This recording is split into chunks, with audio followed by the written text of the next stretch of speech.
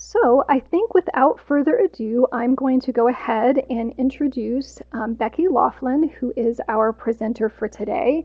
And Becky is a manager at the High Plains Library District. And Becky, I'm pulling up your slides now. Um, Thank you. and just as a reminder to Becky, because I can't remember if I told you this when we met a couple days ago, you can go ahead and forward your slides back and forth using the little Okay. arrows in the bottom left-hand corner of the slides. So go ahead and take it away, Becky. Okay. Great. Thank you so much, Christine. And hello, everyone. Good afternoon. Welcome to this presentation about the discussion of race with children in libraries. I want to thank you from the start for taking the time to be here with me today to learn about and grapple with this very important and timely topic. I have been researching in this area for about a year and a half now, and this is the collective synthesis of what I've learned so far that I am here to share with you. As you probably have noticed, in recent months, there has been a lot of information coming out on anti-racism in general, and specifically on using anti-racist practices in educational settings with children. So what I have done is try to sift through as much information as I could in order to give you a comprehensive sense of as many takeaways as possible to use in story time, collection development, and programming so that we can all apply it to our work. As Christine was saying, we want this to be a discussion and a conversation, so I will pause throughout the presentation so that we can read your ideas from the chat. Please feel free to share any and all ideas that you have. And I want to acknowledge that some of us are just beginning our journeys regarding anti-racism, so I want this to be a safe space to ask questions and participate in discussion. I'm here to offer information, and I also want this to be a conversation among us where we can share ideas that can help us become better practitioners. I ask that because we want this to be a safe space, that we all assume best intent from each other and just try to remain curious around this sensitive topic. For me, I believe that because I happen to be in a position of privilege, that opting out of this conversation is no longer an option. And thus, I am here today to facilitate the discussion, to encourage us all to let go of doing this work perfectly. It's not going to be perfect, but we need to try and come to an understanding of why exactly this is so important and so pressing. So the first thing I want to do is start by asking a question. And if you look at the top of your screen, there's a little person raising their hand. So here's the question, and you can raise your hand um, or type in the chat. How First of all, are you comfortable with discussing race with children and caregivers in the library? So if you raise your hand, I'm not going to call on you, but it's just a signifier that you are comfortable. And we'll see maybe about how many people out of the 75 participants feel that they are comfortable with this topic.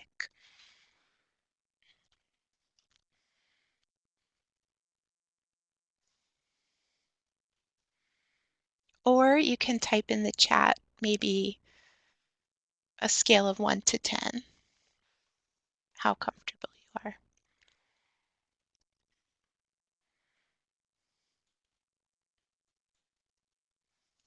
We have some sixes, some sevens, some fours. Good. Five. Awesome. I love seeing a range because I think that that means that we're all being honest with where we are. It looks like some of us might have more experience than others, and that's great. For those that have more experience, I may call on you later to participate and share some of your experiences. And we'll have a chance a little bit later to do that together. So thank you so much for answering that. I appreciate your honest responses, and feel free to continue chatting about that. I'd like to jump right in then and begin by demystifying some of the popular myths around racism, racial identity, and cultural identity. If you are a children's librarian or otherwise work with children, you probably know a bit about early literacy and brain development, as well as the social emotional development of children, but we don't hear or talk much about the stages of cultural and racial development in children, other than, if we've read the Early Child Ready to Read practices, those tell us that it's best for parents to read, talk, sing, write, and play with their children in the parent's first language, which is, of course, important to literacy, but that has a bit more to do with brain development and formation of language and language exposure than it does with cultural development. So I've taken some information from an article by Louise Derman Sparks, whom I've cited at the end of this presentation, and she's also written a book called Anti-Bias Education for Young Children and Ourselves, which also is cited in my resources at the end. And I've also taken some information from Ibram X. Kendi, who of course has written How to Be an Anti-Racism and Anti-Racist Baby, which is a wonderful board book for your collection if you haven't already seen it. So one of the major myths out there is that we should not discuss race with preschoolers because they are too young to understand. And while those at a young age certainly are too young to understand race as an abstract social construct, um, there is scientific evidence to support the fact that children can and do understand differences in skin color, as well as gender and other physically manifesting attributes from as young as 6 months of age. Along with this natural cognitive stage, they are also learning from their families and educational settings in their neighborhoods and environments in which they live, what their cultural identity is. And as they grow into toddlers and preschoolers, children are becoming grounded in this cultural behavior. It's becoming more ingrained in them. Therefore, just as we as library professionals advocate for reading with infants for brain development, and we also socialize children to love reading, and that's been our main focus for a long time, for those same reasons, we should most certainly also acknowledge differences among people as we're working with children, specifically as we're reading with and to them. We'll talk a bit later about some of the ways that we can do this effectively. Another myth is that mentioning race will put ideas in their heads. You can raise your hand if you heard this growing up or if this is part of your kind of socialization that you remember as a child. Don't talk about it, it's taboo. Another way of putting this is that children cannot develop racial prejudices unless they are explicitly taught. Like, for instance, if they grow up in a white supremacist home or environment or something like that. And we know from, again, social and scientific research that this is just not true. Children are exposed to many influences that affect their perception of race and of other differences among people. So when we actually make it taboo or not talk about it and not normalize the discussion of race, when we don't bring it up, children are left on their own to categorize people and to negotiate power structures. And oftentimes, because they're left on their own, they do so in an unfair and prejudiced way, which eventually, as they get older, kind of solidify their beliefs, and those prejudices can and do turn into racism. So, in the same manner that you wouldn't leave a child to feed themselves or teach themselves to read or do anything else by themselves, we shouldn't be leaving children to figure out on their own what to make of racial differences. The book that I mentioned earlier, Anti-Bias Education for Young Children, has a really great quote that I want to read from you to you, talking about this concept of helping the children understand. Here it is. Just as we do not wait until a child asks questions about how to read before planning how to provide a range of literary learning opportunities, anti-bias education is the teacher's, and I'm going to insert librarian's responsibility, not the child's, to initiate.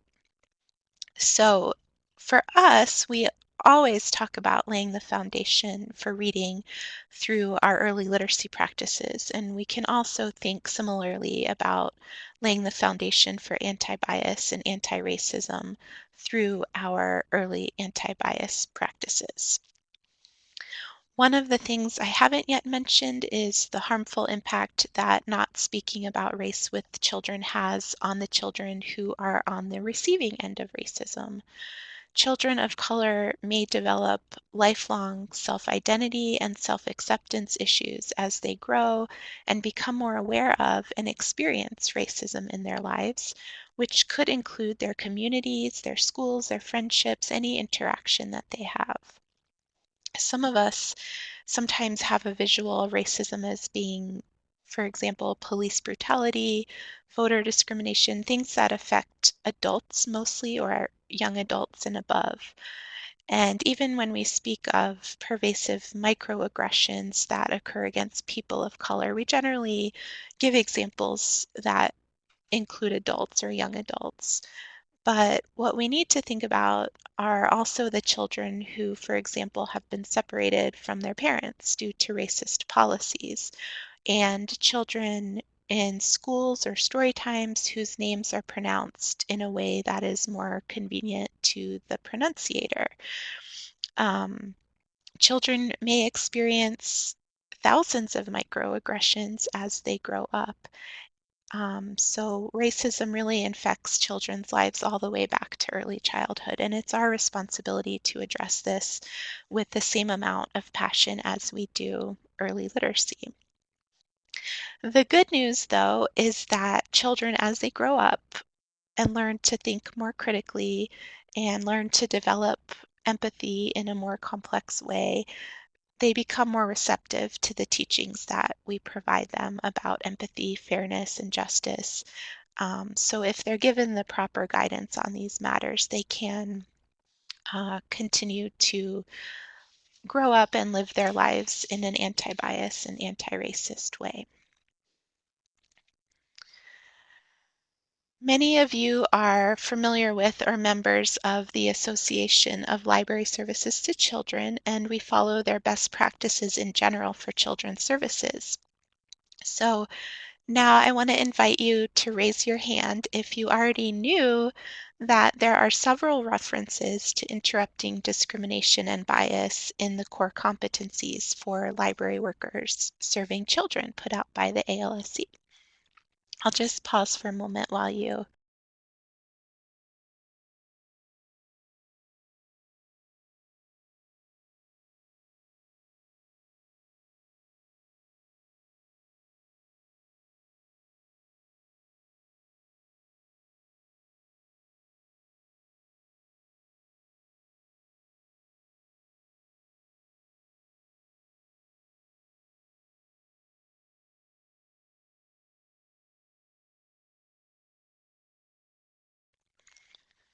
I don't see any hands raised. Do you see any, Christine? I am. So for me, they're showing up right next to the participant's name, and I do realize the participant's window is now super small, but I see about 11 people or so have their hands raised, so a couple people. Okay. Oh, thank you. I had that minimized, so thank you for that guidance. Okay, so great. Well, indeed, you can see on the screen that the ALSC has even created some cool graphics to demonstrate these guidelines. And just to give you a more specific sense, here is what they include. So someone who fulfills the core competencies of library service to children demonstrates respect for diversity and inclusion of cultural values, and continually develops cultural awareness of and understanding of self and others. And I pause at self because that's a big one. the professional organization calls us to work on our own understanding of diversity and inclusion and cultural values, which is huge. Someone who fulfills the core competencies of library services to children also recognizes racism and other systems of discrimination and interrupts them by way of culturally competent services. They also recognize the effect of societal factors, including racism, on the needs of children. So, as you can see, our professional organization calls us to begin thinking about this and work toward doing all of these practices. So I just want to pause at this point and ask if there are any questions or comments about any of this background information.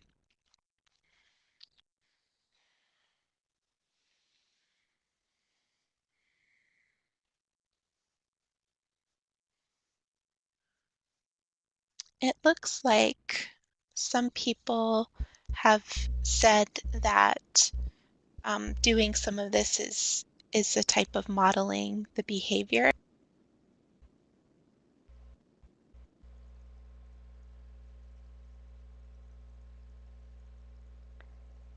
And I am helping Becky monitor the chat also. So as we go through, if you think of any questions, pop them in the chat and I'll find a good time to make sure that they get asked. Okay, great. Okay, so now we're going to go ahead and start talking about story time, as that's the most common service we provide in children's library land. And this is where I'm going to welcome your experiences, so feel free to chime in as we go along. So step one, if you're starting on this journey, is to not be afraid. Do not be afraid to start. We've established all the good reasons why we need to do this, so jump in with both feet and don't worry about making a mistake or being vulnerable. Just go for it. Think about it as the same as when you first did story times or when you try out a new theme or book. Sometimes it goes well and sometimes it requires more practice, but you always keep trying. Jessica Ann Bratt, who is the author of the Let's Talk About Race toolkit, says that doing this is the crossroads among sincerity, intentionality, and advocacy. So the most important thing is to be authentic and to prepare as much as you can, but not to attempt to attain perfection. Instead, simply prioritize all the reasons this is important and just go for it. I think one of the reasons we're hesitant to start is that we are afraid of embarrassing or awkward questions or situations. And here are some examples of very common questions and statements that are representative of how young children think on the slide. And I'm here to encourage you to take these perspectives as they come and to feel free to answer questions honestly, even if they are embarrassing or uncomfortable, and to be okay with saying, I don't really know the answer to that. Let me think about that for a while. And so I want to ask, does anyone have an example of an interaction like this with a young child where they asked a question that took you by surprise or that maybe you didn't exactly know how to answer right away, or that maybe you did answer and that you're proud of and can share with us?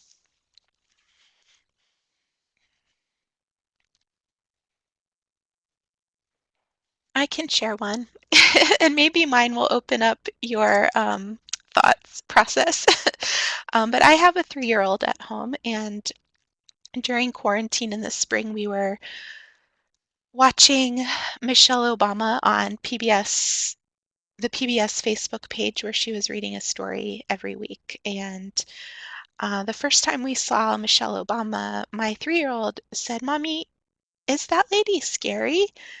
And as you can imagine, I was somewhat horrified. Here I am thinking I'm an ally and I'm doing, as much anti-racism work as I can.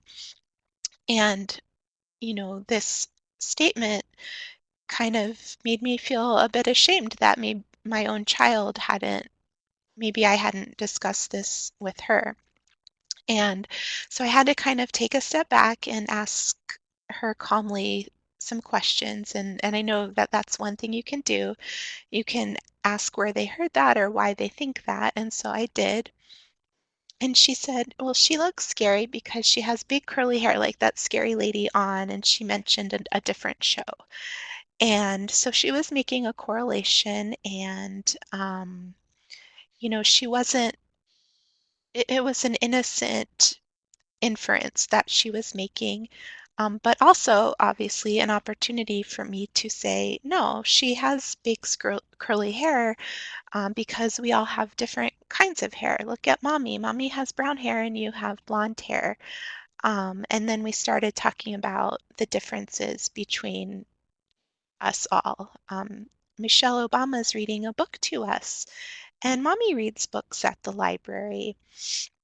And so, we may encounter these types of things in our lives, in our personal lives, as well as at the library. And they're just look at them as opportunities to um, practice your skills and to not shy away from them. I think it would have been very easy for me to say to either shame her or to feel ashamed myself, but instead we talked it through.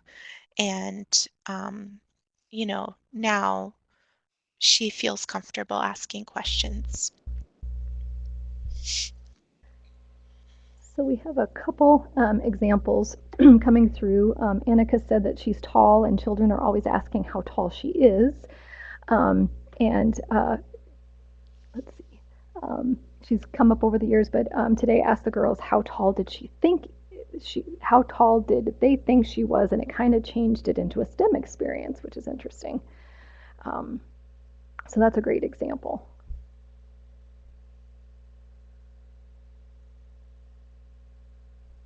Yes, definitely. Anytime that you can bring STEM into the equation is wonderful, and we'll be talking about that in a second.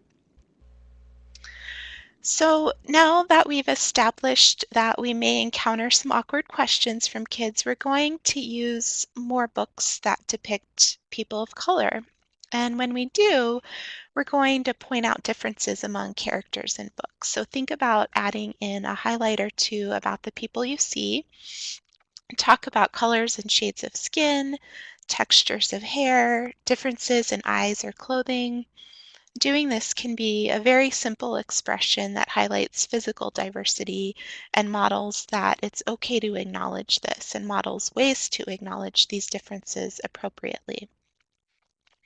For example, the book pictured here is The Colors of Us by Karen Katz, and there are lots of pictorial depictions throughout the book, as well as language woven into the story about how people come in all shades of colors.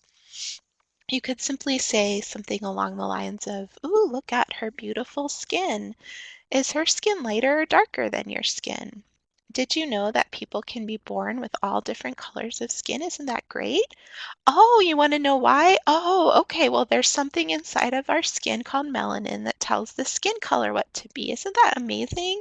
And proceed from there by making it a simple, natural, factual in, in communication of differences and by showing these in a positive light. And we all know that children want to know the why behind everything. So this is one other time we can help them understand why with our thoughtful expressions. It's also okay if you notice you're using a book that is fairly ubiquitous in terms of representation, which we all know is not hard to find, to say, you know what? I don't see any people in this book who have brown skin. I really wish I could see more people that look like everyone that I see in the world. What kind of people do you wish you could see in this book? And by doing this, you are acknowledging the omission of certain groups of people, and it may open up the conversation to aspects of fairness and empathy. What both of these strategies does is to not only get kids thinking about who's in the books they read in relation to people they encounter in the real world, but it also acknowledges the people of color who exist in your audience or your community. If children don't encounter much diversity, these strategies provide a window to the outside world, so they become more aware there indeed are people who exist that are different from them, and that they are equally worthy of time on the pages of our books. And if they do encounter diverse people in their lives or are a person of color themselves, it provides a mirror to acknowledge and affirm their experience. And finally, it plants a seed in caregivers' minds as to what they can and should be looking for when they pick books for their children. And there are a lot of book lists out there. I have one in the handouts as well, but it's easy to find now on Facebook posts, and there are a lot of great websites with lengthy book lists that you could consult for more ideas, and we'll talk a little bit about that in our collection development discussion. After we can comfortably acknowledge that our books depict people of color, you can begin to demonstrate, again modeling for caregivers, that despite our color, we all share commonalities. So in this book, it's time for preschool. Look at the two little girls in the back of the picture. You could ask, if you were reading this aloud, what do you see in this picture? And they may say, there are two girls playing and other kids listening, and there's a mommy reading. And you could say, yes, that could be a mommy, or I wonder if it could be a teacher or a librarian.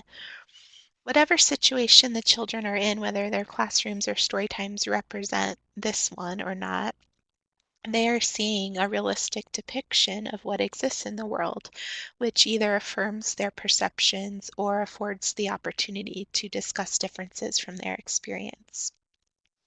Fortunately, there are many books out there that show kids being kids, and we can all probably think of many titles. If you think of some off the bat, go ahead and write them in the chat. Like this one, that normalize the commonalities among us and the universalities of the childhood experience.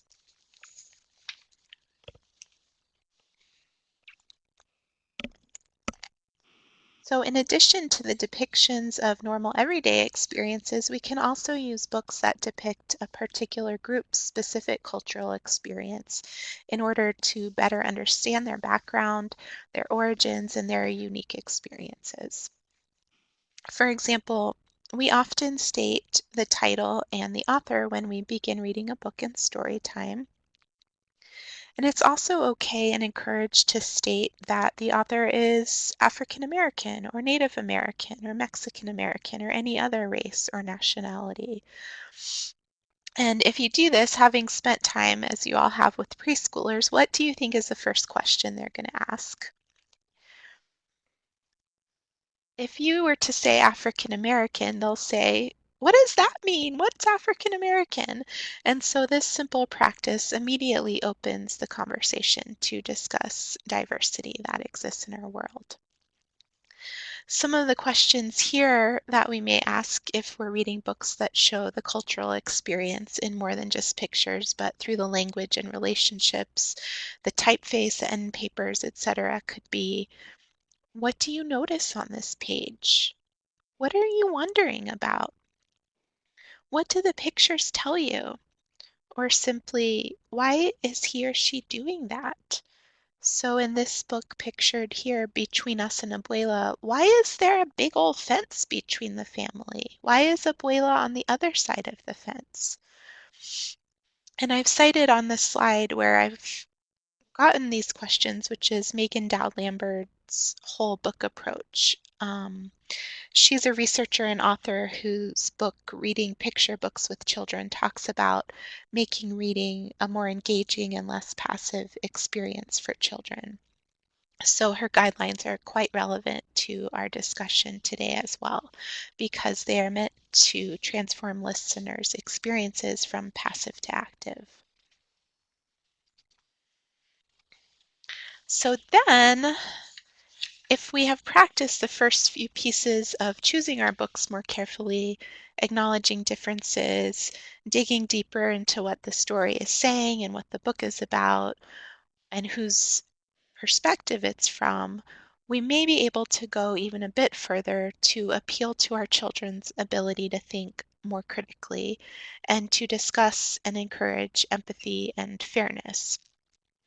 So, in the same way that we don't default to pirate stories for boys or princess stories for girls, we also need to be aware of stories that depict members of our community, for example, in this picture, the police, in a ubiquitous way rather than a more realistic way, as this may reinforce a sense of otherness for children for whom the traditional police officer does not represent the child's experience.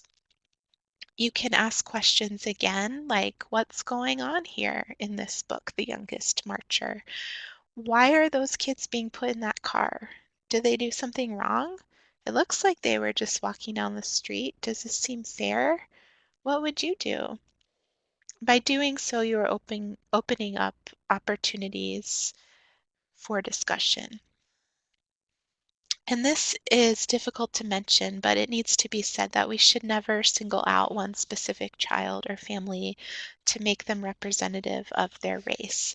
It seems like something we wouldn't do, but at the same time, you'd be surprised at how we are programmed and how, when feeling uncomfortable ourselves, we may look for a lifeline in a particular family or child.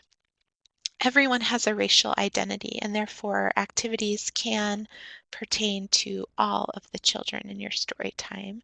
It's not one child or family's job to advocate for their race. We need to guide children to collectively understand and think critically about fairness and develop empathy. Up to this point, we have mostly talked about books and story time. And as we all know, story times are about more than just books. So I want to also briefly touch on incorporating this discussion of race into some of the other early literacy practices.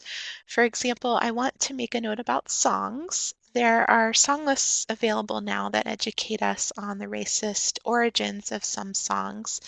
And as difficult as it is to let go of those traditional favorites that we might be used to using, it is important to recognize the impact that racism has had on our country, especially when it's encouraged in our traditions. So it's something to think about and to evaluate and seek information about. Also, when you are singing songs, do you use a variety of names, a variety of cultures? Do you call on all the children? Do you expose white children to names and songs that originate in other cultures?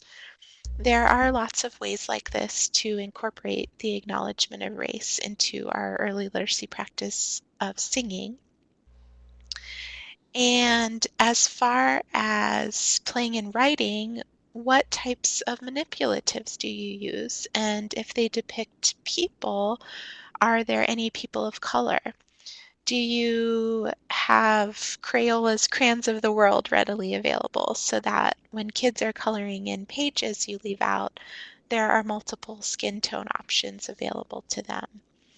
While providing crafts, flannel board stories, or handouts, and now that we're doing a lot of take and make materials due to COVID, are the people represented in your crafts or stories all ubiquitous, or do they represent the diversity that exists and make all races and cultures feel included? So aside from books, there is a lot we can do to incorporate this into the rest of our storytime practices. And now I'd like to pause again and ask, what tips do you have for discussing race in storytime specifically? And Becky, while we're waiting for people to add some of their tips into the chat area, Samantha had a question about where the song list might be found that kind of explains the racism in certain songs. That's a great question. I can send you a list. So I am a member of a group called Social Justice Educators. It's a Facebook group, and they have an ongoing list of songs that they've compiled and different people have contributed to. What they do is list kind of identify songs first and then do some research on them and figure out what the origin of the song is, what lyrics might we not associate today with racism, but once upon a time were associated with racism. So I can send that list maybe to Christine, and then we can share that in the handouts as well.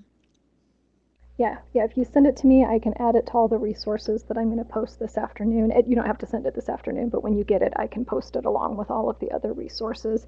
And I put a Okay, link to that Facebook group in the chat. thank you.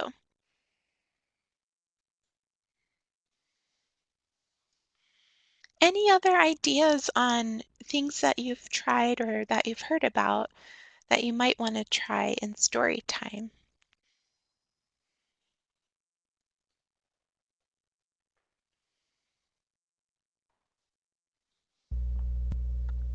Katie has a great tip. She said that in the past, she always kind of shied away from using books because of name pronunciation.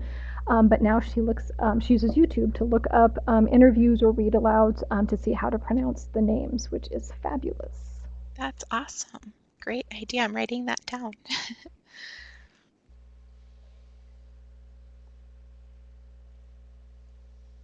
Using songs from different musical traditions. Mhm. So Leona is asking, how do you feel about using the tune of a song but different words? So there's a song about the three little Indians, but you sing it about teddy bears instead. That's a good question. That is a great question, and I'm going to turn that around on the group. What does everyone else think about that? There are some articles out there. There's kind of a famous NPR article from the Code Switch podcast about this very thing, and the author felt that it was okay to change the words. And then there was a lot of pushback, a lot of criticism of that. And so he wrote a subsequent second article. It has to do with the ice cream truck song. And I can look up the name of that article as we're talking. But if that's a good discussion, I don't think there's a black or white answer to it. Um, so I'd be interested to hear what others think as well. And Mary Ann Lawler mentioned a lot of times she'll summarize the author's notes when presenting the book so that the audience understands the context of kind of where the book is coming from the author's perspective. Perfect.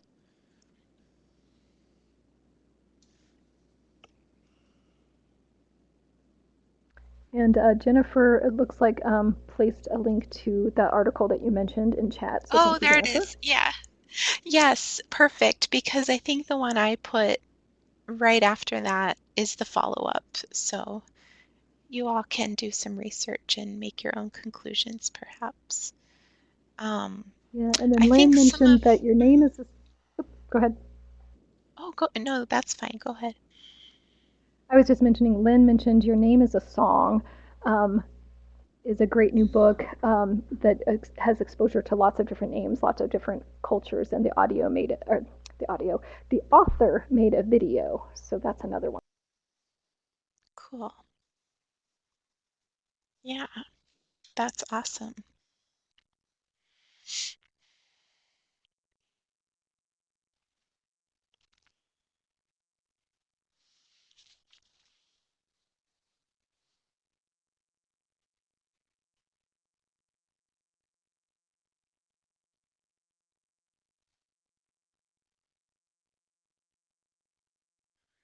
And Bridget's question is it appropriate to mention in a story time that a song or story has been used in unfair or racist ways in the past? And I think, sure, why not? The more that people are educated about it, the better. So I would say go for it.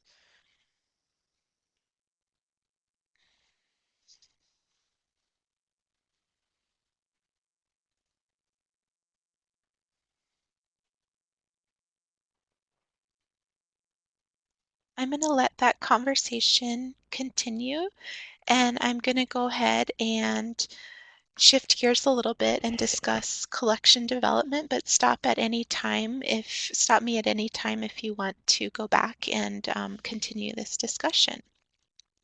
So a lot of us are responsible for purchasing or at least making purchasing suggestions. And I first want to share this graphic, which has been shared widely. It appeared in School Library Journal and comes from the Cooperative Children's Book Center at the University of Wisconsin. And this graphic depicts the percentage of books depicting characters from diverse backgrounds. And in case you can't see the percentages, I'll read them to you. 50% of children's books published in 2018 in the US depicted white characters, 10% African American, 7% Asian Pacific Islander, 5% Latinx, and 1% American Indian or First Nations people.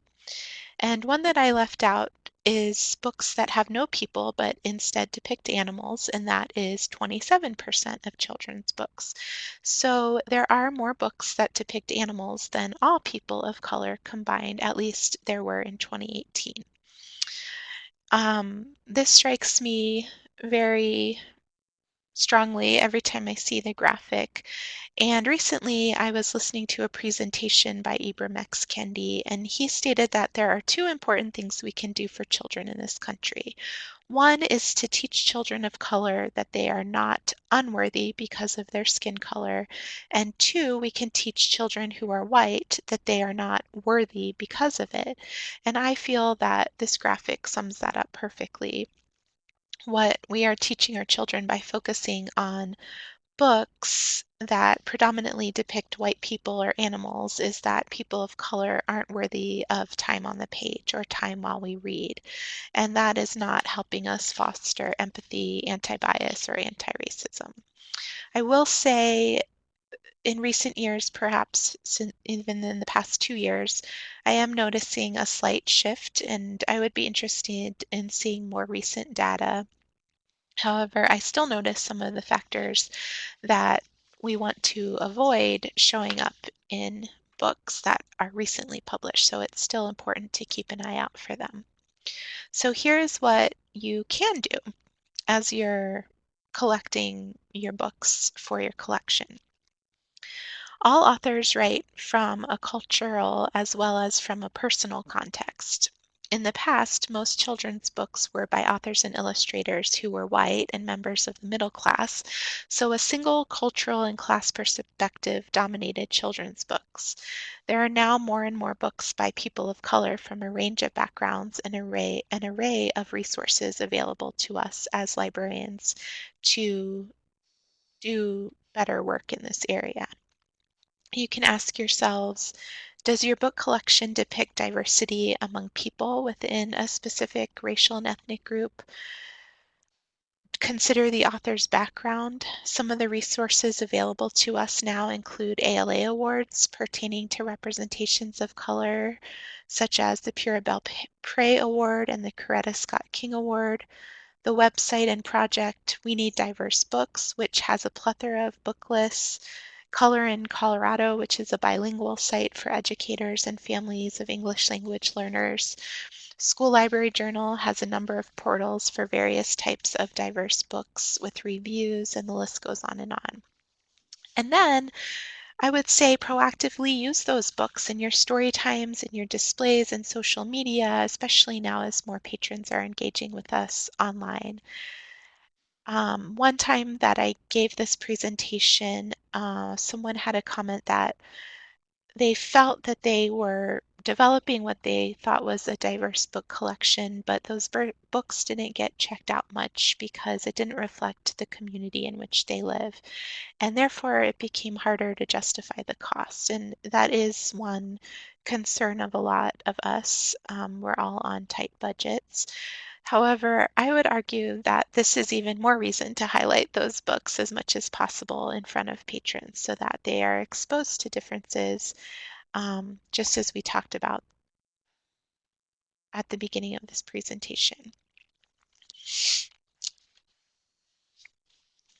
Some other things that you can do are to avoid tokenism and stereotypes. One example I thought of recently of tokenism was in a book that my kids love called How to Catch the Tooth Fairy.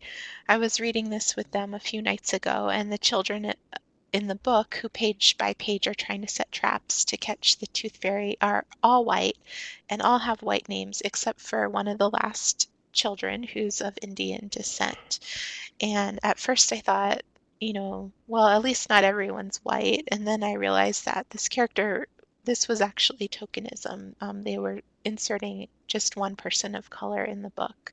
And this book isn't that old, so you do need to be aware of this happening even in recently published books. You also want to check the storyline for power relationships. Who are the central figures and who are in supporting roles? Who is someone who has to do something extraordinary or forgiving to gain approval? Are people of color depicted as passive? So one challenge I can give you today is to look closely at your collection to see if you can find examples of these types of books and do a little more digging to evaluate your collection. And then finally, when teaching about fairness, empathy, and justice, don't always substitute animals for people. Berenstain Bears, I'm looking at you right now. And of course, some of these titles are very popular, and that's fine, but let's not make all of our discussions related to animals or completed by animals. Let's show real people with real struggles and how to support each other. So the overall goal is to have a balanced collection and one that is always evolving along with our culture. And I see in the chat there are lots of great tips and links being shared. And Becky, can I interrupt with a couple questions? Please do, yes. Somebody was asking about animals in books, and I can't remember the title of the book, but where, for instance, gorillas in the story were criminals, and what to look for kind of in making sure that we're not kind of representing populations with maybe animals that could be also stereotypically racist. Yeah, I mean, I don't have specific titles in mind of that. I think that publishers are becoming more taboo to create stereotypes like that, but we all have older books in our collection, so yes, I would certainly keep an eye out for them. I don't know if anybody has a list like that that I've seen, but maybe someone out there. Oh, the movie Sing. Yeah. See, that's a relatively recent movie. Um, I haven't evaluated other media. I've mostly focused on books, but yes, because I'm more aware of those stereotypes, I have noticed them frequently. They're everywhere in media, which is very unfortunate. So I think, again, it's something to maybe collect some information about and to communicate that to parents. I'm sure that some parents don't even think about it. So the more that we can provide information and education to them, the better. And just really quickly, Mary Ann was asking that sometimes information about tokenism is not in the actual book reviews. So what do people do if it's discovered after the purchase? And I can throw that to Becky, but also anybody else in the chat if you have ideas. Yeah, I don't think there's a great answer for that. I mean, perhaps as we discover it more and we're more aware, we can become more vocal about it. It might be something that you consider if you're going to replace a book. Maybe you wouldn't prioritize that book over something that didn't have that attribute. That's kind of a tough one. Um, Maybe I need to start working on a list of books that do have tokenism in them. Um, that's a really great question. I don't think there's a great answer, but I think that it's just it's not necessarily that you have to go and, throw out every book that has that, but it's just something to be aware of and maybe consider it as you continue to collect books for your collection. And Beth put a link to Diverse Book Finder as a tool, um, which I'm not familiar with, but it looks like they give you some ideas for um,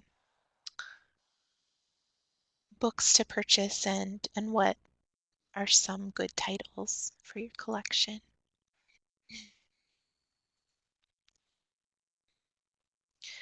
So we just have a few minutes left, and I wanted to talk about programming a bit.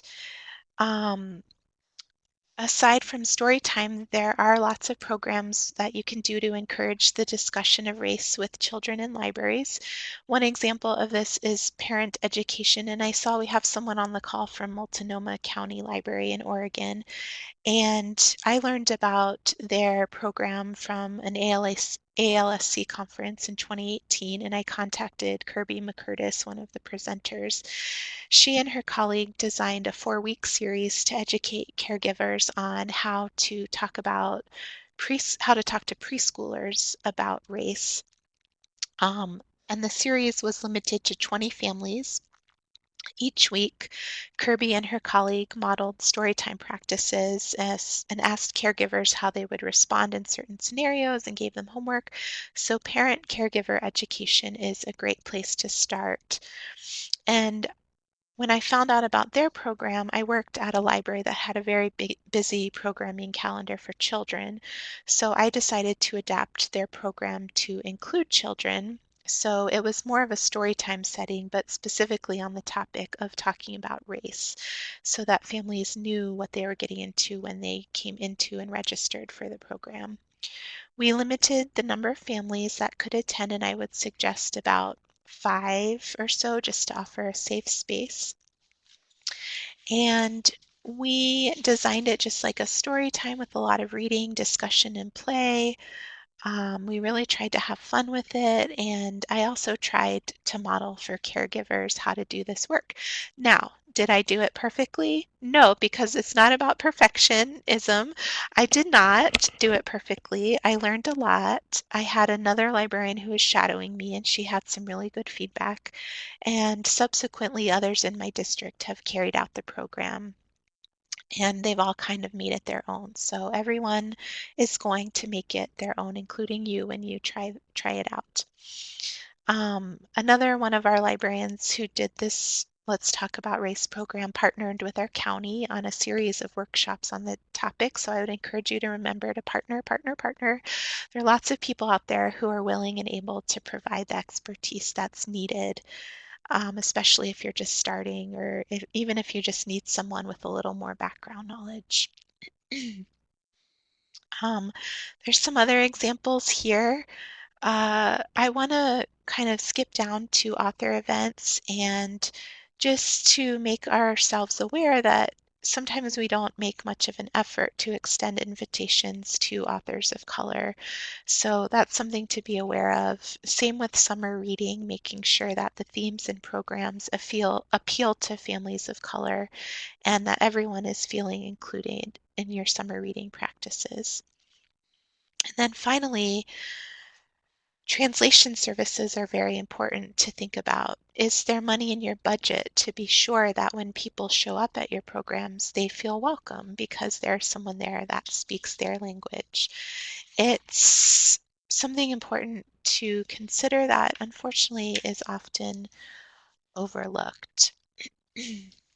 So there's some more information in the slides that you can review, but I'd like to just ask you in conclusion, what ideas from today can you implement at your library, and what additional questions do you have? And maybe we can all discuss them as a group.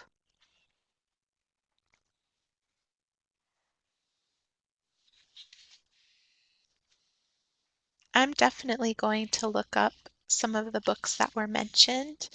I love the website that I just kind of briefly clicked on as I was talking, the Diverse Book Finder. That looks amazing. And looking up songs and pronunciations on YouTube sounds really smart.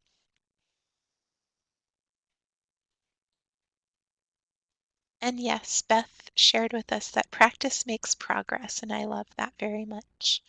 It's perfect for doing this type of work. Kathleen is going to ask questions and talk about these things from a STEM point of view.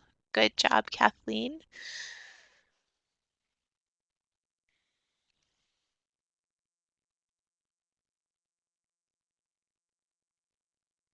And Yesenia is asking about Dia de los Muertos.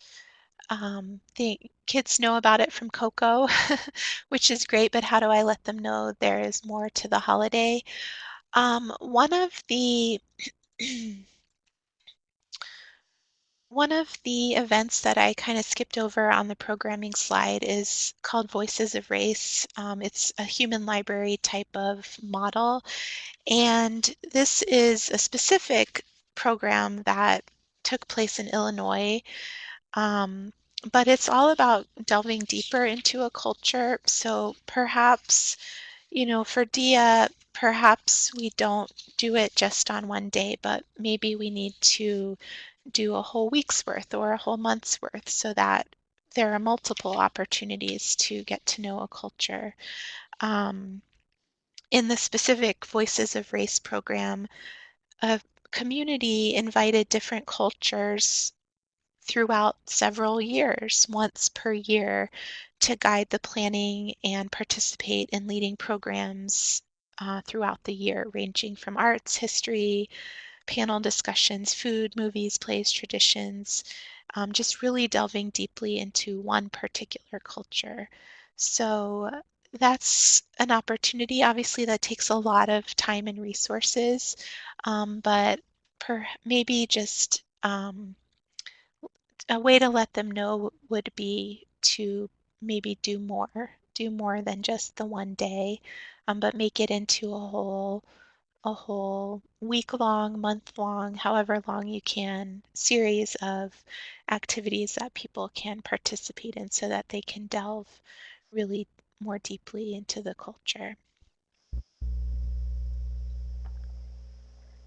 So we are running right up against the 1 o'clock hour, and so we can probably stay on for another couple minutes if people have questions. Just very quickly, I'm going to move away from Becky's slide. We do have a survey that we would love, love, love to have you all fill out about today's session. If you click on the link, it should open for you. I also posted it in chat, and I think I can post it again. Yes. And just to let you know, our next CSLN session will be on Tuesday, September 15th, where we will discuss incivility in the workplace. So feel free to join us for that. And Becky, did you have the link to the Zoom meeting? I have it on my other computer, which wasn't smart, that you guys are also having on September 15th for the youth services meeting? I can put it in the chat. Perfect. I will snatch it up and then do that. Perfect. So as we are wrapping up for today's session, also, if anybody needs a certificate for today's session, pop your email in the chat. Oh no, I will pop my email in the chat. Sorry, I forget how I normally do this. Bear with me. Okay, I just put my email in the chat. Just shoot me an email and I will make sure that you get a survey probably by Monday, or not a survey, a certificate by Monday if that works for you all. So as we're wrapping up for today, I really want to thank Becky for bringing all of this great information to us. I want to thank all of you for showing up and sharing your thoughts and your ideas. And just as a reminder, the slides, the handout, all of the resources that you guys shared in chat, all of that will be available later this afternoon on the CSL in Session website. So I really want to thank everybody for joining us. Yes, thank you all for your great ideas. And as Christine mentioned, there is a Colorado State Library Youth Services meeting on September 15th at 11, and the 11 o'clock Mountain Time, I should specify. And this is just going to be a safe space to continue this discussion around race and diversity, specifically for story time, but for other children's services as well. So if you'd like to join us, it's meant to be, it won't be recorded.